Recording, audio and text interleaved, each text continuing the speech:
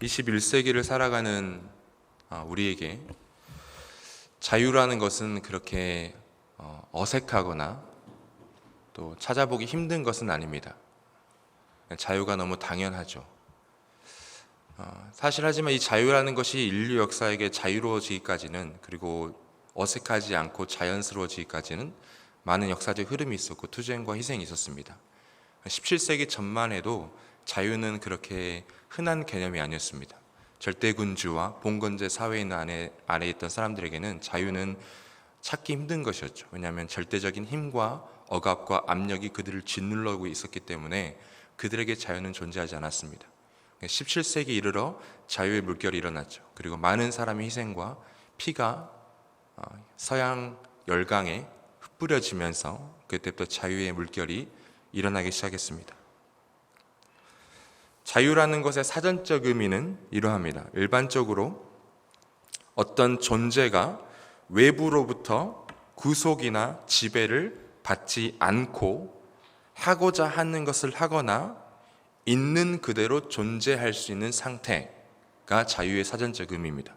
즉 자유라는 것을 이야기할 때 반드시 따라온 한 가지 개념은 무엇이냐면 외부적인 압력이 존재하느냐 존재하지 않느냐인 것입니다. 그러니까 외부적인 지배력이 나를 장악하고 있느냐 있지 않느냐가 한 가지 개념이죠. 우리 조국 대한민국에도 자유가 존재하지 않았던 시절이 있습니다. 그리고 자유를 쟁취하기 위해서 우리 선조들이 오랫동안 싸워왔죠. 대표적으로 일본에 맞서서 독립운동을 한 것을 들 수 있습니다. 제가 잘 알고 있는 역사지만 광복 74주년을 맞이하는 올해, 그리고 정확하게 3.1운동이 일어난 지 100년 되는 올해를 기억하면서 잠깐 짧게 보면 좋겠습니다. 1905년도에 을사조약이 있죠. 그리고 나라가 을사오적과 여러 명의 사람들에 의해서 나라가 팔리게 됩니다.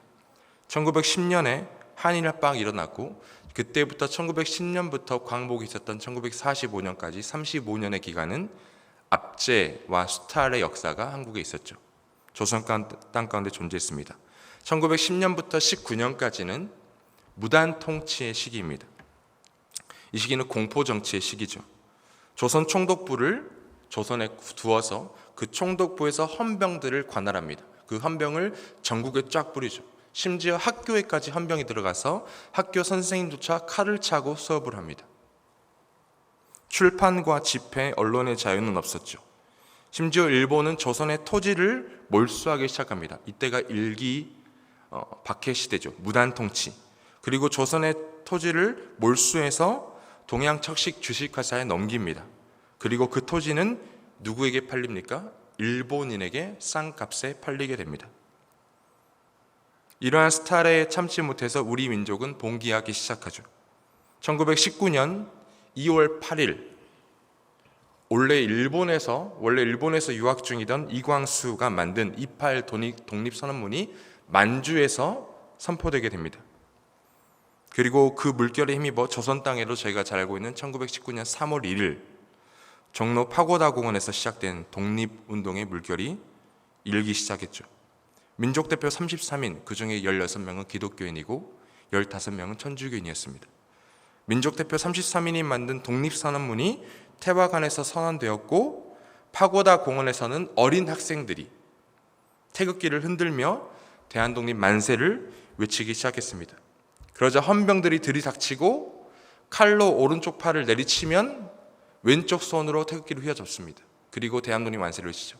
그 헌병이 왼쪽 팔도 내려치면 입으로 태극기를 붑니다. 그리고 대한독립 만세를 외칩니다. 그 이후로 일본은 통치 형태를 바꾸기 시작합니다. 무단으로 통치했더니 조선인들이 일어나는 것을 보고 이제 문화 통치로 바꾸기 시작하죠. 무단 통치의 포악함은 없어졌다고 생각할 수 있지만 사실은 더 완악하고 더 악한 지능적인 통치 방식입니다. 사람들을 회유해서 친일파를 만들기 시작해요. 조선인들을 친일파로 만들고 그 친일하는 사람들에게 엄청난 경제적인 이득을 갖다 줍니다. 심지어 종교계의 대표 인사도 친일파를 심어서 어용 종교로 만들기 시작합니다. 1931년부터 45년 마지막 시기인데요. 이때는 일본이 민족 말살 정책을 펼칩니다. 이 시기에 일어난 만주사변, 진주만 습격. 일본이 그때는 패권국가 제국에 대한 꿈을 꿨기 때문에 단순히 조선만 침략한 것이 아니라 만주사변, 중국까지 넘봅니다. 그리고 그것에 그치지 않고 41년도에는 진주만을 습격하죠. 미국까지 넘보게 됩니다. 이때 일본이 그 전쟁을 일으키기 위해서 무엇을 하죠? 제가 잘 알고 있는 강제징용. 요즘 한국에서 많이 뜨겁죠. 강제징용이 일어납니다. 조선인들을 데리고 와서 그 전투에 투입하죠. 그리고 또 어떤 일이 있습니까?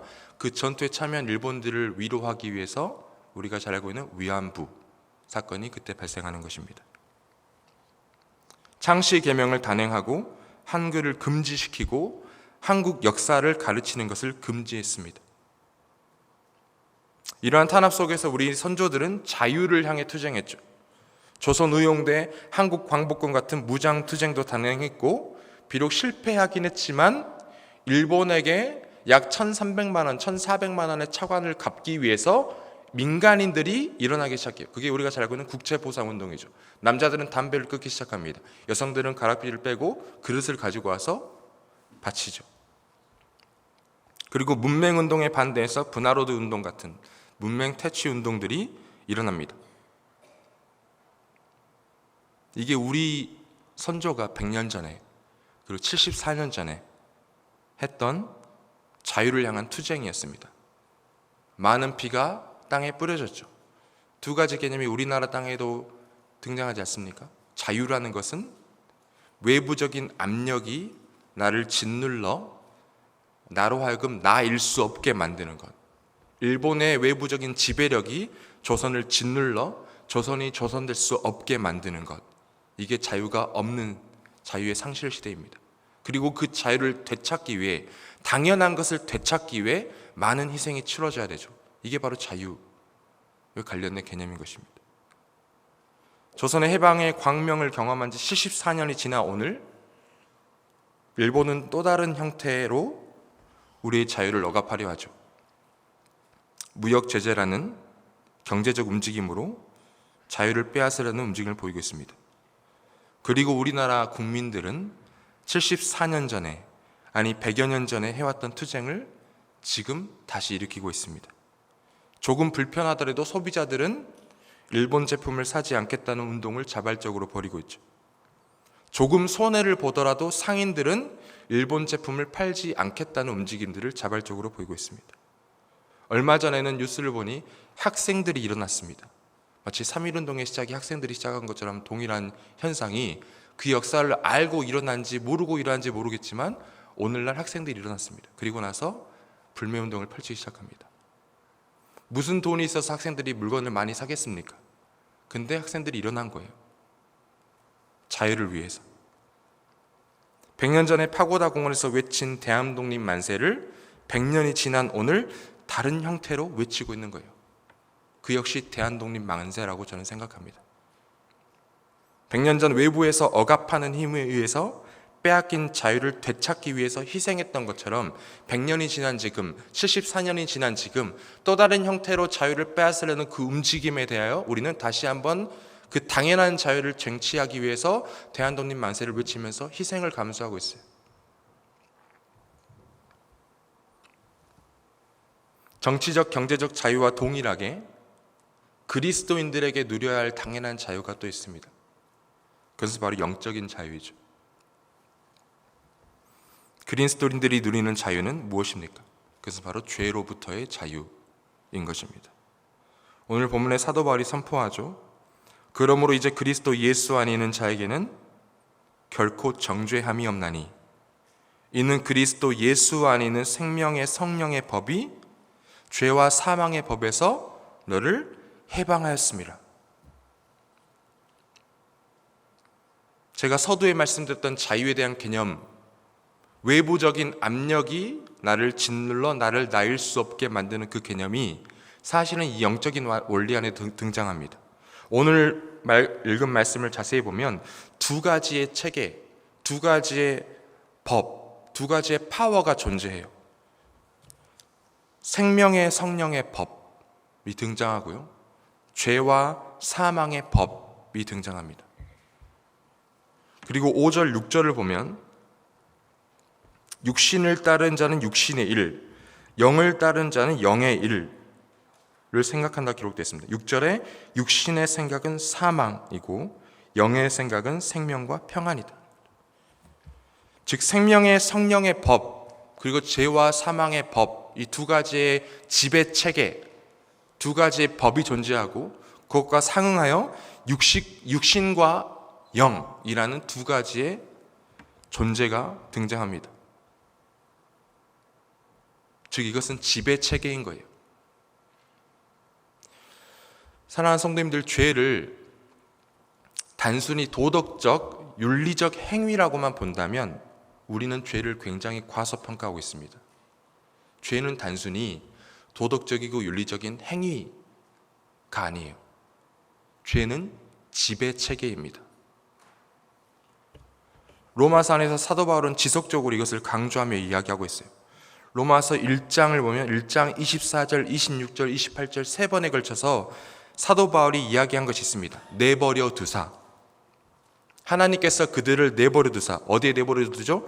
정욕대로 더러움에 내버려 두고 부끄러운 욕심에 내버려 두고 상실한 마음대로 내버려 둡니다. 그 내버려 둠의 결과는 로마서 1장 29절부터 31절에 기록되어 있는데요. 이렇게 말씀합니다. 모든 불의, 추악, 탐욕, 악의가 가득한 자요, 능욕하는 자요, 교만한 자요, 자랑하는 자요, 악을 도모하는 자요, 무정한 자요, 거역하는 자요, 우매한 자요, 배약하는 자요, 무정한 자요, 무자비한 자니라. 즉 내버려 둠, 하나님의 지배와 하나님의 통치와 하나님의 간섭이 한 개인을 떠나자 그 개인 안에서 필연적으로 발생할 수밖에 없는 결과는 죄입니다. 왜냐하면 하나님의 지배 체계가 떠난 그 한 개인에게는 죄의 지배만이 존재하기 때문입니다. 하나님의 은혜의 간섭이 없는 순간, 하나님의 지배력이 그 한 사람에게서 떠나가는 순간 그 사람은 죄의 지배를 당하는 거예요. 죄는 단순히 도덕적이고 윤리적인 행동 양식이 아닙니다. 죄는 지배 체계예요. 로마서 1장 32절에도 이렇게 기록되어 있죠. 그들이 이 같은 일을 행하는 자는 사형에 해당한다고 하나님께서 정하심을 알고도 자기들만 행할 뿐 아니라 또한 그런 일을 행하는 자들을 옳다 하느니라. 사형 선고, 심판의 엄중한 경고가 있음을 알고도 죄를 짓는 행위를 멈출 수가 없어요. 왜 그렇죠? 알고도 왜 행하는 것입니까? 왜냐하면 죄의 지배력을 이길 능력이 그 개인 안에는 존재하지 않기 때문이에요. 죄의 파워와 죄의 지배력을 우리 스스로 극복할 수 없기 때문에 내가 죄의 끝은 사망이라는 것을 내가 알고도 그 죄를 짓는 것입니다. 완전히 지배당하고 있기 때문이죠. 로마서 3장 9절 사도 바울이 이야기하죠. 유대인이나 헬라인이나 다 어디 아래에 있다고 합니까? 죄 아래에 있다. 죄의 영향력 아래에 있고 죄의 지배력 아래에 있고 죄의 능력과 파워 아래에 있는 것입니다. 로마서 5장에 보면 분명하게 나타나는데요. 로마서 5장 12절을 보시면 이렇게 기록됐습니다. 그러므로 한 사람으로 말미암아 죄가 세상에 들어오고 죄로 말미암아 사망이 들어왔나니 이와 같이 모든 사람이 죄를 지었으므로 사망이 모든 사람에게 이르렀느니라. 14절을 보면 그러나 아담으로부터 모세까지 아담의 범죄와 같은 죄를 짓지 아니한 자들까지도 사망이 무슨 노릇한다고요? 왕 노릇하는 거예요. 죄와 사망의 법이 지배력을 갖는 것입니다. 왕 노릇하는 거예요. 그 사람을 사로잡아 버립니다. 선과 악을 알게 하는 나무의 열매를 따먹는 것은, 아담이 그 열매를 따먹은 것은 단순히 그 아담이 한번 실수하거나 도덕적으로 윤리적으로 잘못한 행위에 그치지 않습니다. 만약 그것이 한 사람의 한 개인의 도덕적인 잘못에 불과하다면 그 한 사람의 도덕적이고 윤리적인 잘못 때문에 온 인류가 죄악이라는 그 굴레에 속박된다는 해석은 조금 지나친 거예요. 아담이 선과 악을 알게 하는 나무의 열매를 먹은 것은 단순히 도덕적인 한 번의 실수가 아니라 죄의 세력과 죄의 지배 능력을 인류 안으로 받아들인 거예요. 그때부터 죄가 인류를 지배하기 시작한 것입니다. 5장 17절을 보더라도 이렇게 기록되어 있죠. 로마서 5장 17절 보시면 한 사람의 범죄로 말미암아 사망이 그 한 사람을 통하여 왕노릇 하였은즉 더욱 은혜와 의의 선물을 넘치게 받는 자들은 한 분 예수 그리스도를 통하여서 생명 안에서 왕노릇, 지배체계인 거예요. 한 사람으로 말미암아 죄가 왕노릇하고 또 다른 한 사람 말미암아 예수 그리스도를 말미암아 생명이 왕노릇하는 것입니다. 18절 그러므즉 한 범죄로 많은 사람이 정죄에 이르는 것 같이 한 의로운 행위로 말미암아 많은 사람이 의롭다 하심을 받아 생명에 이르느니라. 21절 이는 죄가 사망 안에서 또다시 왕노릇 한 것 같이 은혜도 또한 의로 말미암아 왕노릇 하는 거예요.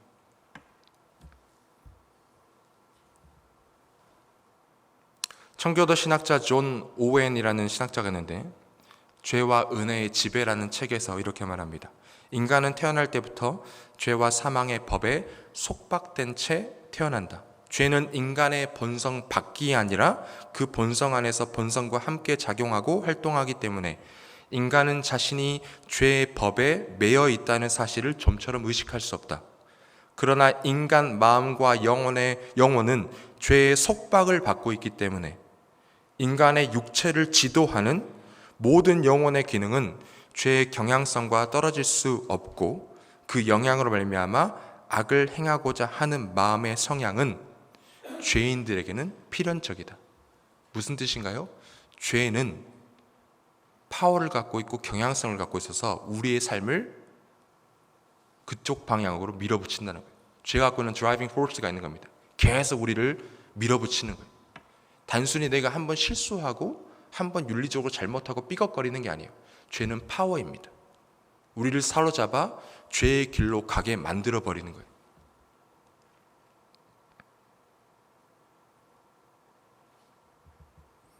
이 사실을 알고 애통한 사람이 바로 사도 바울이에요. 로마서 7장을 보면 7장 14절 우리가 율법은 신령한 줄 알거니와 율법이 거룩한 줄 알거니와 나는 육신에 속하여 어디에 팔렸어요? 죄 아래에 팔려버린 거예요. 나를 사로잡고 나를 소유한 것이 죄라는 거예요. 내가 죄 아래 팔렸기 때문에. 내가 행하는 것을 내가 알지 못하고 곧 내가 원하는 것을 행하지 아니하고 도리어 미워하는 것을 행함이라. 만일 내가 원하지 아니하는 그것을 행하면 내가 이로써 율법이 선한 것을 시인하노니 이제는 그것을 행하는 자가 내가 아니요 내 속에 거하는 죄니라. 19절 봐도 내가 원하는 바 선은 행하지 아니하고 도리어 원하지 않은 바 악을 행하는도다. 이해할 수가 없는 거예요. 내 마음은 선을 원하는데 내 행동은 악을 향해 달려가요. 나는 이것을 행하면 잘못된 줄 아는데 계속 이것을 행해요. 왜냐하면 나는 죄를 극복할 능력이 없기 때문이죠. 죄는 나를 지배하고 있기 때문인 것입니다. 22절에도 바울이 이야기하죠. 내 속사람으로는 하나님의 법을 즐거워하되 내 지체 속에 다른 한 법, 마음의 법과 싸워 내 지체 속에 있는 죄의 법으로 나를 사로잡아 버리는 거예요. 그래서 사도 바울이 이야기하죠. 24절 오호라 나는 곤고한 사람이로다. 이 사망의 몸에서 누가 나를 건져내랴.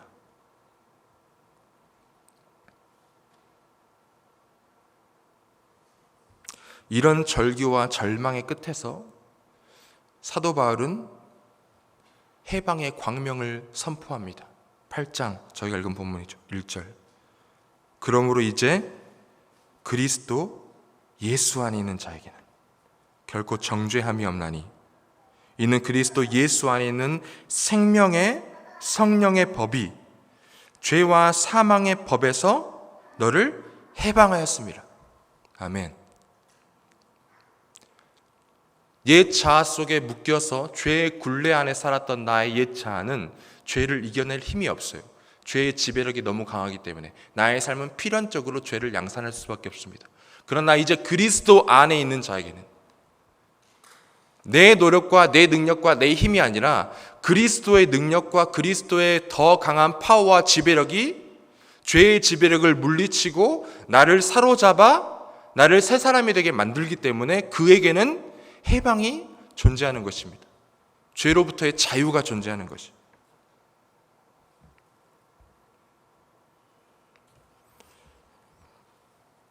우리가 주목해야 될 것은 이것입니다. 나는 누구의 지배 아래에 있는가? 이것을 정확하게 알지 못한 채 당장 죄를 짓지 않으려는 노력만 한다면 어쩌면 우리는 우리 원수 사단이 가장 원하는 것을 하고 있는지도 몰라요. 우리 원수 사탄은 어쩌면 우리가 죄를 짓지 않으려는 것에만 집중하게 만들려고 할 수도 있어요. 왜냐하면 죄가 가지고 있는 힘과 지배력을 보지 못하고 죄의 열매만 보고 죄 지는 행위만 억제하려고 인간적인 노력만 하다가 또다시 넘어지기를 사탄은 바라고 있는 것이죠. 저희 집 뒷마당에 잡초가 굉장히 많이 납니다. 앞마당에는 민들레가 굉장히 많아요. 봄만 되면. 그 민들레를 없애려고 갖가지 노력을 합니다. 손으로 잡아 뽑으면 줄기만 잘려요. 그 민들레는 그대로 있습니다. 그리고 해결하지 않으면 그 앞마당은 전부 다 민들레판이 되는 것이죠. 뿌리를 뽑지 않으면 사라지지 않습니다. 뿌리를 뽑고 그 뽑힌 곳에 새로운 잔디를 심어 주어야 아름다운 잔디가 되는 것입니다. 우리 삶에도 우리는 죄의 열매만, 줄기만 꺾어버리려는 것에 모든 열정을 쏟고 있는지도 몰라요. 하지만 뿌리가 뽑히고 그 뽑힌 자리에 새로운 것이 심기지 않는 한은 우리는 똑같은 넘어짐과 일어섬의 반복의 굴레에서 벗어나지 못합니다. 죄를 짓지 않으려는 노력만 한다면 타 종교와 기독교의 근본적인 차이가 무엇입니까? 이슬람은 이렇게 주장해요. 나의 선한 행실과 나의 악한 행실을 마지막 때의 저울에 놓아서 나의 선한 행실의 저울이 그 그릇의 무게가 내려가면 나는 구원을 받는다고 이야기해요. 가톨릭은 이렇게 이야기하죠. 그리스도의 구원의 능력과 나의 행실이 연합하여 나의 행위가 그리스도의 능력과 은혜에 더해져서 구원을 받는다. 신인 합력설을 이야기하죠. 불교는 이렇게 이야기하죠. 끊임없이 참선하고 수행하여 열반의 경지에 이르고 너가 부다가 되면 구원받는 것. 그래서 지속적으로 비워내고 포기하고 자기 자신을 남보다 더 나은 존재로 만들려고 노력합니다. 기독교의 구원론은 오늘 예수께서 우리에게 말씀하신 것은 지배 체계가 바뀌는 거예요. 내가 조금 더 노력하는 게 아니라, 내가 조금 더 힘을 내는 게 아니라 나를 지배하고 있던 죄의 지배력이 사라지고 그리스도의 지배력이 나를 덮는 것입니다. 이러한 구분이 없기 때문에 모든 종교는 동일하게 구원받는다는 이야기가 나오는 것이죠. 죄의 지배력을 능가하는 새로운 힘이 나의 삶에 들어올 때 그것이 참된 해방인 것입니다. 세상을 통치하는 세상의 신이 하나님의 능력 앞에서 완전히 산산조각나고 그 통치력과 지배력이 상실될 때에 우리에게 해방과 구원이 있는 것입니다. 그리고 오늘 사도 바울이 선포한 것처럼 우리는, 저와 여러분들은 그 지배력의 변화를 경험한 자들인 줄로 믿습니다. 그리스도의 생명의 성령의 법이 죄와 사망의 법에 있었던 우리를 자유케 하신 거예요. 더 이상 그 죄와 사망의 법은 우리에게 지배력을 갖지 못합니다. 왜냐하면 더 크고 강하신 그리스도의 생명의 성령의 법이 우리를 지배하기 때문이죠. 그리스도가 이미 우리 안에 있다면 우리는 이 해방과 자유를 경험한 자들입니다. 죄의 지배에서 의와 평강과 생명이 통치하는 하나님의 나라로 옮기움을 받은 거예요.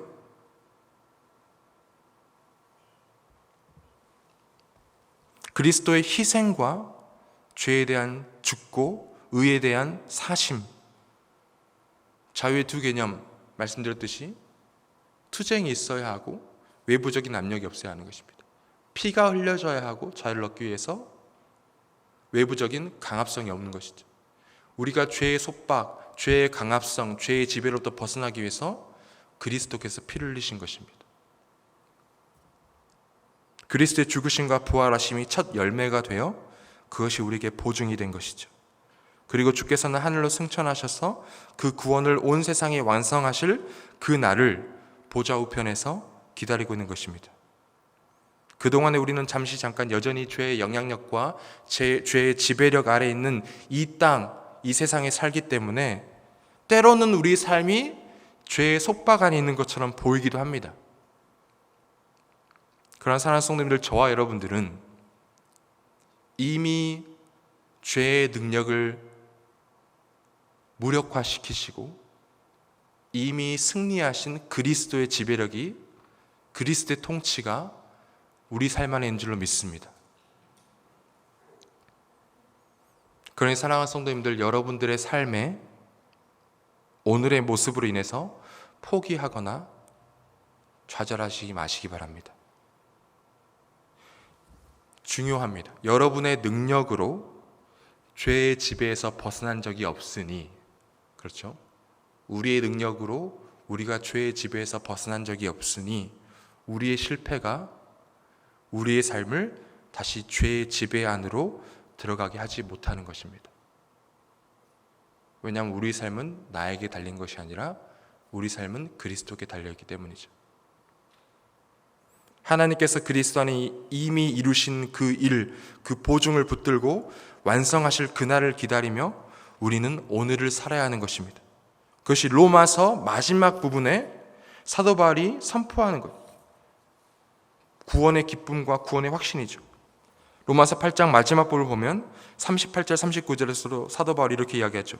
내가 확신하노니 사망이나 생명이나 천사들이나 권세자들이나 현재일이나 장래일이나 능력이나 높음이나 깊음이나 다른 어떤 피조물이라도 우리를 우리 주 그리스도 예수 안에 있는 하나님의 사랑에서 끊을 수 없으리라. 더 이상 그런 능력이 존재하지 않다는 거예요. 왜냐하면 그리스도의 능력이 우리를 사로잡고 있기 때문인 것입니다. 다시 일제강점기로 돌아가서 보면 1919년 3월 1일 첫 자유를 향한 투쟁이 있었습니다. 대한독립 만세를 외쳤죠. 근데 흥미로운 사실은요, 1919년 3월 1일을 처음으로 대한독립 만세를 외쳤어요. 대한독립이 이루어지지 않았던 때입니다. 독립이 올 것이라는 보장도 없었어요. 그런데 첫 투쟁 이후에도 1919년 이후에도 26년의 시간이 흘러야만 했습니다. 그리고 3.1운동 이후에 26년의 시간은 오히려 탄압이 더 심각해졌어요. 그런데 우리 선조들은 3월 1일 1919년도에 마치 그 독립을 이룬 것처럼 선포한 것이죠. 대한독립 만세. 26년의 시간 동안 계속 외친 것입니다. 대한독립 만세.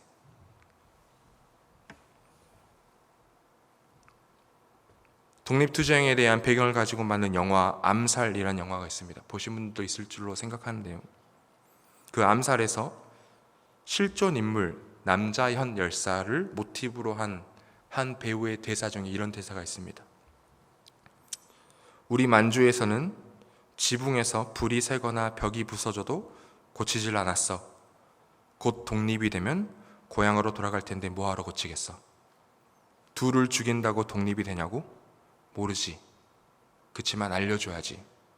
우린 계속 싸우고 있다고. 독립이 언제 올지도 모르지만 계속 싸우지만 여전한 탄압과 억압은 좀처럼 줄어들지 않지만 그 시대의 자유를 위해서 투쟁했던 우리 선조들은 이런 마음으로 싸운 것 같습니다. 마치 독립이 올 것처럼 믿고 오늘 또 투쟁하는 거예요. 그리고 희생하는 것입니다. 심훈이라는 시인을 아실 것입니다. 그분이 지은 시 중에 가장 유명한 시가 있죠. 그날이 오면. 잠깐 읽어드리겠습니다. 심훈 이분도 독립투쟁을 하시던 분이시거든요. 그날이 오면은 삼각산이 일어나 더덩실 춤이라도 추고 한강물이 뒤집혀 용서슴 칠 그날이 이 목숨이 끊기기 전에 와주기만 할 양이면 나는 밤하늘에 나는 까마귀와 같이 종로의 인경을 머리로 들이받아 올리오리다. 두개골은 깨어져 산산조각 나도 기뻐서 죽사옴에 오히려 무슨 한이 남으로이까. 그날이 와서 그날이 와서 육조 앞 넓은 길을 울며 뛰며 뒹굴어도 그래도 넘치는 기쁨에 가슴이 미어질 듯 하거든 드는 칼로 이 몸의 가죽이라도 벗겨서 커다란 북을 만들어 들쳐매고는 여러분의 행렬에 앞장을 서오리다. 우렁찬 그 소리를 한 번만이라도 듣기만 한다면 그 자리에 거꾸로져도 눈을 감겠소이다. 식민지 시대에 지은 시이고 선포되지 못하고 해방이 온 이후에 소개된 시입니다. 근데 이 시 안에서 고스란히 이야기하죠. 올 그날을 바라보며 오늘을 투쟁하며 사는 거예요. 하물며 우리는 얼마나 더 확신 가운데, 더 큰 확신 가운데 이 땅을 살겠습니까? 오늘 사도 바울이 고백한 것처럼 우리는 이미 그리스도 예수께서 이루신 자유를 보장받은 자들로, 이미 죄의 지배에서 벗어난 자들로 오늘을 사는 것입니다.